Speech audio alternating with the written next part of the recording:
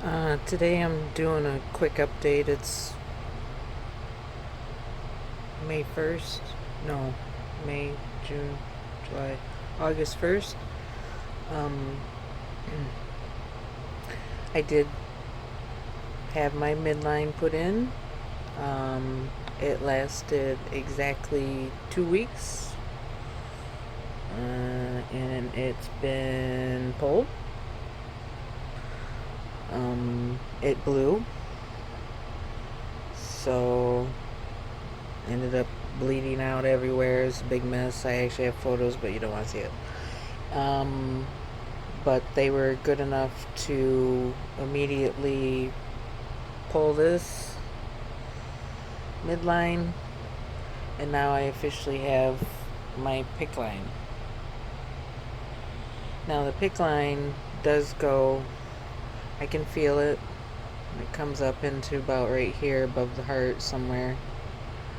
When I cough, my collarbone hurts, my chest hurts. Not as bad as it was for the midline. Was extremely painful right here in the shoulder area. But my Picc line seems to be just in the soreness in the chest area, and obviously where the port is in, where they cut. Obviously, when the local wore off, it's been painful ever since. Today is the third day, so I'm still in a lot of pain or discomfort. Like I said, it hurts to cough, hurts to clear my throat. It took a good 4 days for the Picc or the midline to be tolerable without being out of control. So I'm hoping that the same will be with this midline, Picc line.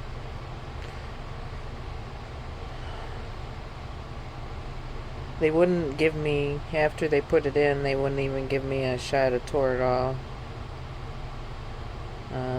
They saw I had a prescription for Motrin, so he told me to go home and take Motrin.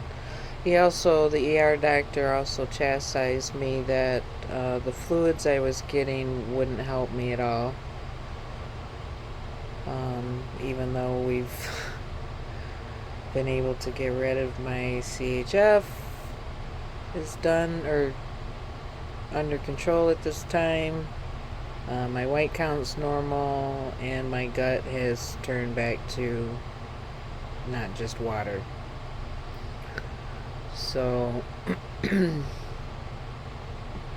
he can take it and stick it.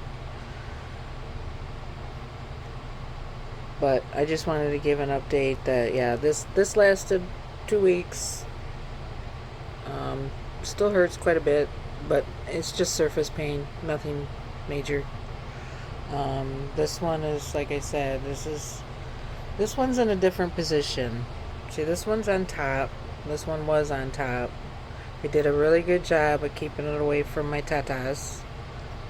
But the way that they had to line this one up, because it's so much longer and they had to go into a different area, this one actually does hit the tata.